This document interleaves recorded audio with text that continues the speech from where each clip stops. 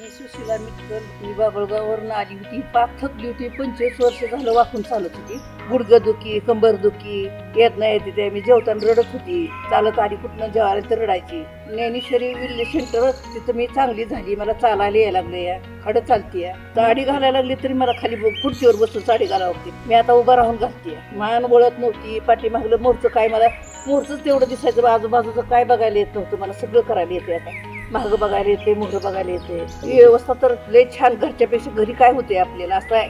वेळेच्या वेळेवर काढा, जेवण, नाश्ता सगळं व्यवस्थित राहायला. घरी तेल बनवून लावते ती. असं बाहेरचं आपल्या आयुर्वेदिक तेल सगळं बाहेरचं आणत नाही ती मेडिकल मधलं. घरी बनवते ती. घरी बनवून आपली मालिश करते ती. मणकं चोळते ती.